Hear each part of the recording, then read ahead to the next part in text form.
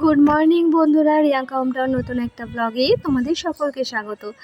তো সকাল সকাল বেরিয়ে পড়েছিলাম মায়ের জন্য একটু রিপোর্টের খোঁজ দিতে, মানে রিপোর্টটা এখানে হয় কি না সেই কারণে। তো বিকালবেলা মাকে নিয়ে এসেছিলাম একটা রিপোর্ট করতে এখানে। তো দেখতেই পাচ্ছ আমাদের বাড়ির কাছাকাছি এখানে গিয়েছিলাম মাকে নিয়ে। তো তোমরা সবাই জানো মাকে নিয়ে এখন খুব ছোটোছুটি চলছে আর কি। তো পরের দিন আমি রেডি হয়ে মাকে নিয়ে গিয়েছিলাম হচ্ছে একটা নার্সিংহোমে আমাদের বাড়ির কাছাকাছি, খুব বেশি কাছে না, একটু দূর আছে। তো মার জন্য ওয়েট করছিলাম, অটো থেকে নেমে মাকে বলেছিলাম অটো ধরে তুমি এখানে চলে আসবে। তো এটা বেলঘরিয়া সাবওয়েতে, মা সিঁড়ি ভাঙতে পারছে না, হাঁপ লেগে যাচ্ছে আর কি। তো সেই কারণে খুব কষ্ট করে বলেছিলাম যে অন্যভাবে যাওয়ার প্রসেস, সেখানেও পা ঝুলিয়ে অনেকটা বসতে হবে। তো সেই কারণে এখন এই মুহূর্তে খুব কষ্ট হচ্ছে। তো আর বেলঘরিয়া ব্রিজটা বন্ধ আছে, একটানা যাওয়াটা কোনো মতেই সম্ভব না। তো গিয়ে ডাক্তারের জন্য ওয়েট করছিলাম। তো আমি এখানে কিডনির দেখাতে নিয়ে এসেছিলাম মাকে। একটু বাড়ি এলাম ডাক্তার দেখিয়ে, মার বাড়িতে এসেছি, দেখি রাতে কি খাবে একটু করে দিয়ে যাবো। আর একটু ডাল পটলের তরকারি একটু নিয়েছি, খেতে তো পারে না, অল্প অল্প খায়। তো যাই হোক, আর কি বলো তো, গেছিলাম যেখানে সেটাই তোমাদের সাথে শেয়ার করবো। গেছিলাম আমাদের রথতলা, সবাই চিনবে, রথতলার মুখে জেনিত বলে যে নার্সিংহোমটা আছে, তো ওইখানেই নিয়ে গেছিলাম মাকে। ওখানে ডক্টর পন্ডে আছেন, রাজেন্দ্র পন্ডে, কিডনির ডক্টর, খুব ভালো, অনেক পুরনো ডক্টর। তো আজকে ওনাকে একটু ভিজিট করালাম। করানোর কারণটা হলো, আগের বার আমি তোমাদের বলেছিলাম যে ডাক্তার দেখাতে নিয়ে গেছিলাম, কিডনির ডাক্তার দেখাতে।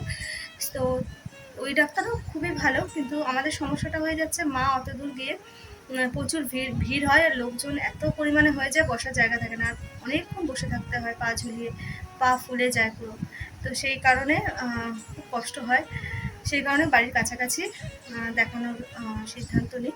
আর এই ডাক্তারও ভীষণ ভালো, এই ডাক্তারের হাতে কিন্তু আমার বাবা ছিলেন বহু বছর, আমার বাবা কিন্তু ওনাকে দেখিয়েছেন, আর অনেক পুরনো ডাক্তার।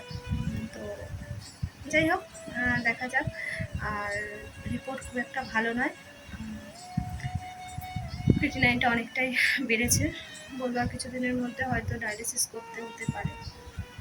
এটাই জানি না আগে আগে কী হবে, যতটা সম্ভব যতটা পারবো তোমাদের সাথে শেয়ার করব প্রতিটা মুহূর্ত। যদি সেই সময় ভিডিও করতে নাও পারি, হয়তো পরে তোমাদের বলে দেবো, কিন্তু দেখতে থেকো, সঙ্গে থেকো, এভাবেই চলছে। আচ্ছা, পরে আসবো।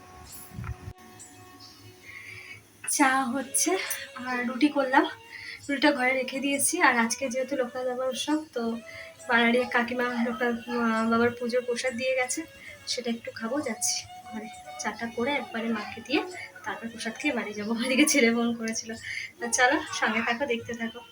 হলো আমার কাজ, আর এদিকে দাঁড়া তোমার সঙ্গে শেয়ার করে দিই। এটা আবার তার পরের দিন আর কি। এটা নর্থ সিটি হসপিটাল। এখানে আগের দিনে যে ডাক্তার দেখেছিলাম তিনি ফিস্টুলা লিখে দিয়েছেন, এখানে ডক্টর দেখাতে গিয়েছিলাম।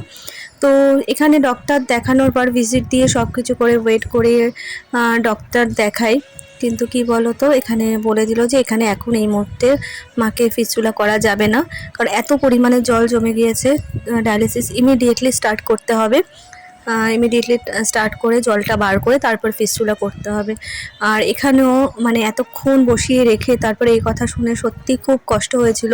আমি এগুলো করতে চাইনি, কেন বলো তো, অনেক দিদিভাইরা বলেছিল যে তুমি রেগুলার ভিডিও দাও, তো এই ভিডিওগুলোই তো আমার দেওয়ার দিতে হবে আর কি, কারণ এছাড়া আমার লাইফে এখন আর সেরকম কিছু চলছে না যে যেগুলো আমি ভিডিওর মাধ্যমে তোমাদের কাছে শো করতে পারবো।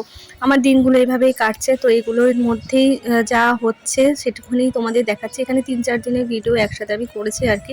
রান্না খাওয়া সেভাবে আমাদের কারোরই ঠিকঠাক হচ্ছে না, বুঝতেই পারছো আশা করি। তো যাই হোক, চলছে। এখানে উঠিতে রয়েছেন ডক্টর, 4 তলায় আমাদের ডেকেছিলেন। মায়ের ঠান্ডা লাগছে আর কি, রক্ত নেই তো গায়ে, এসির হাওয়াটাও সহ্য হচ্ছে না এরকম।